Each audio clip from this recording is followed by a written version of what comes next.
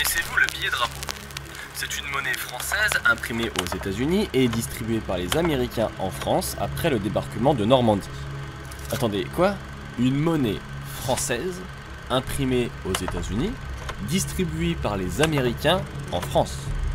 Le billet drapeau est donc une monnaie créée et distribuée par les Américains dans le cadre d'un plan appelé AMGOT. Si ce nom ne vous dit rien, ce n'est pas étonnant, il n'y a pas grande gloire à le faire figurer dans les manuels scolaires. Le plan AMGOT, ou Allied Military Government of Occupied Territories... Attends quoi? Occupied Territories? Ah!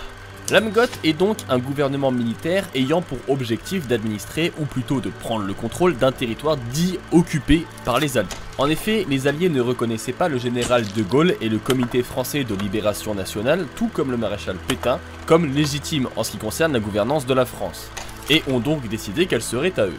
En somme, pendant une longue période, la France est passée d'un occupant à un autre, et au dire de bon nombre de Normands, et plus particulièrement de Normandes, il est arrivé que l'occupation allemande soit largement regrettée. Cependant, le général de Gaulle s'opposera très fermement en ne reconnaissant pas, lui et son gouvernement, cette monnaie mise en circulation qui ne présentait aucune mention de son appartenance et qui était réalisée sur la base d'un dollar coupé en deux, sans demander l'accord ou l'avis des représentants français. L'intention des Américains était d'administrer la France et de prendre le contrôle de ses infrastructures et de son territoire, notamment avec d'autres projets, comme l'accord Clark-Darlan mettant l'empire colonial français sous occupation américaine. En clair, les États-Unis prévoyaient de prendre le contrôle de la France, estimant qu'elle n'était pas capable de se défendre ou bien de s'administrer par elle-même.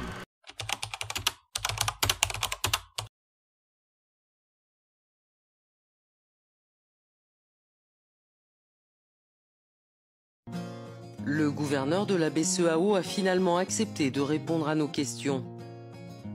Cet ancien ministre se fait rare dans les médias. Est-ce que la France est toujours aussi présente? Qu'est-ce que vous avez à dire là-dessus?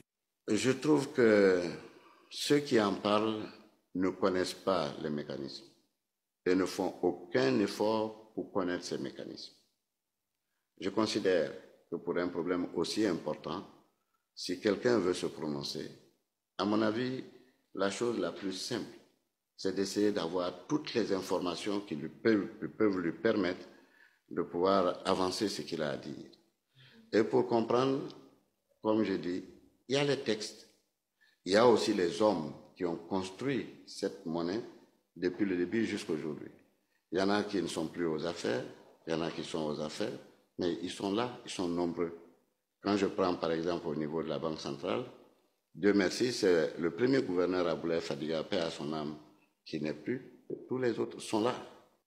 Et aujourd'hui, il y a à la Banque centrale tous ceux qui peuvent parler de cette monnaie. Je n'ai jamais vu quelqu'un approcher la Banque centrale ou approcher ceux qui peuvent en parler et avoir des informations précises sur ce qui se passe. Je n'ai pas le sentiment non plus que même nos partenaires, les Français, aient été approchés d'une façon ou d'une autre pour connaître la réalité. À partir de ce moment-là, quelqu'un ne peut pas parler de quelque chose qu'il ne connaît pas.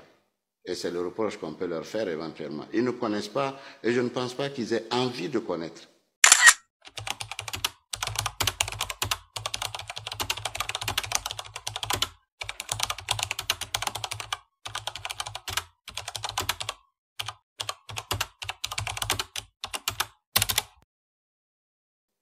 Ce qu'ils veulent, c'est de dénoncer, mais quand on dénonce, justement, on prend soin de ne pas avoir d'arguments contre, parce que c'est ça qui vous freine dans votre élan de dénonciation éventuellement.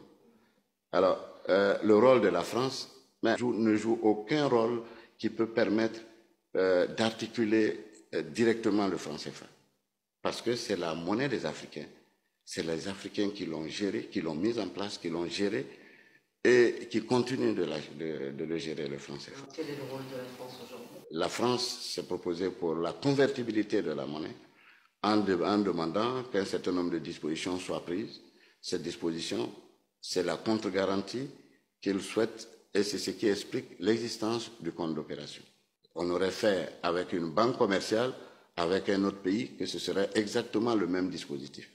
Aujourd'hui, vous ne pouvez pas demander à quelqu'un de vous garantir quelque chose en ne donnant pas les éléments qui peuvent lui permettre de le garantir éventuellement.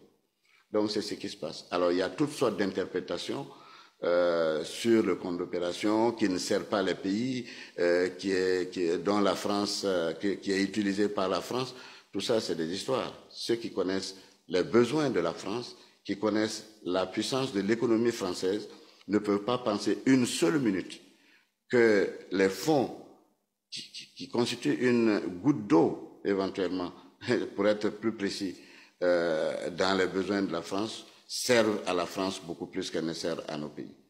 Vous avez des comptes? Il y a des comptes ailleurs, dans d'autres pays? Nous avons au total 32 comptes dans le monde, dans 10 pays, et articulés dans 8 devises. 32 comptes, je dis bien 32 comptes. Maintenant, le seul qui pose problème aux détracteurs, c'est celui qui est en France. Mais nous avons 32 comptes. Et je vais vous dire aussi quelque chose qui va peut-être vous surprendre. Nous avons des relations avec la Federal Reserve Bank de New York depuis 1967. C'est cette banque qui fait toutes les opérations en dollars, bien sûr, pour notre compte.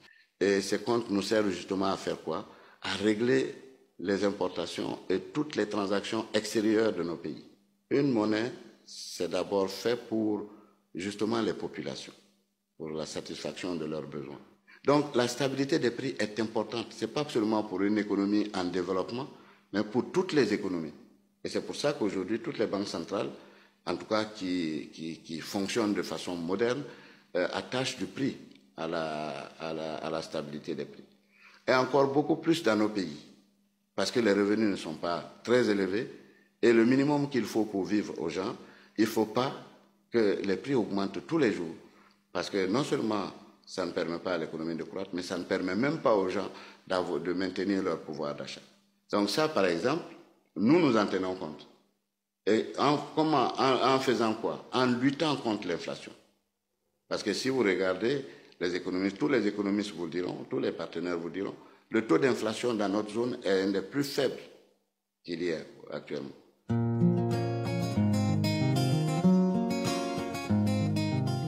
La dévaluation du franc CFA, ça c'est la grande peur de tout le monde.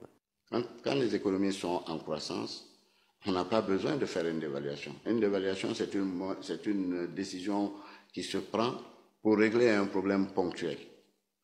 Et ce problème, il ne vient que lorsque les économies ne sont pas en croissance et qu'elles ont des difficultés qui ne peuvent être réglées que par une dévaluation.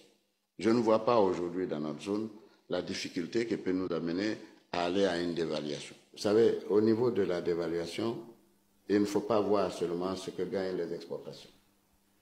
Parce que la dévaluation, c'est un processus. Il y a un objectif qu'on veut atteindre. C'est d'accroître le revenu monétaire des exportations. Vrai. Mais dans le même temps, nous avons des importations. Qu'est-ce qui est produit localement? Il y a beaucoup d'importations. Il y a la composante alimentaire qui est une des plus importantes et qui fait qu'à un moment ou à un autre, si les importations alimentaires sont faites, elles coûteront plus cher dans le cadre d'une dévaluation. Donc là aussi, ça va poser quoi? Ça va poser des problèmes sociaux. C'est pour ça que nous disons, la dévaluation n'est pas la solution idéale. La solution idéale, c'est de faire de telle sorte que l'économie soit diversifiée. Et que dans la diversification, on ne soit pas dépendant d'un seul produit. Qu'on soit dépendant de plusieurs produits qui sont soit exportés, soit consommés localement. La monnaie n'est pas le problème. La monnaie aujourd'hui, c'est une solution. Les problèmes sont ailleurs. Ce qu'on dit aux populations, ce n'est pas la réalité.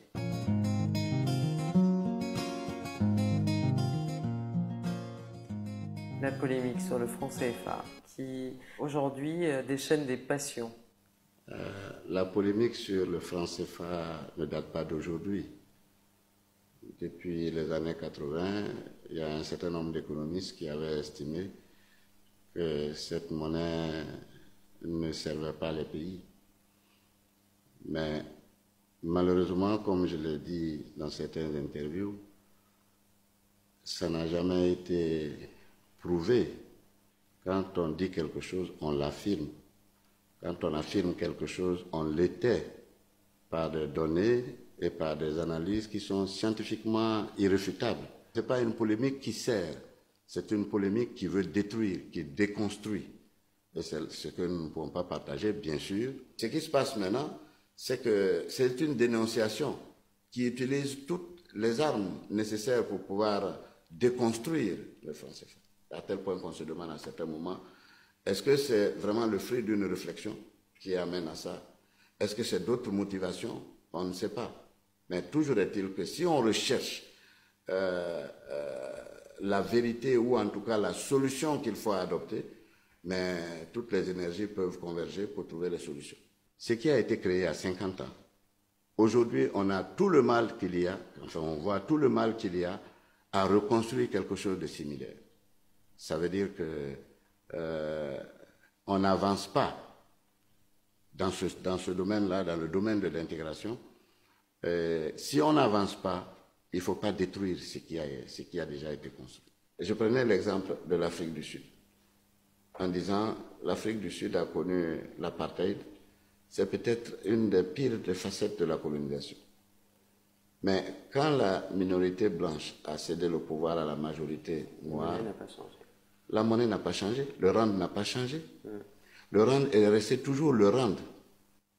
Et l'Afrique du Sud se reconnaît dans le rand. C'est vrai que nous avons une monnaie qui a circulé dans une certaine forme pendant la colonisation. La Banque centrale qui gère cette monnaie a été profondément réorganisée.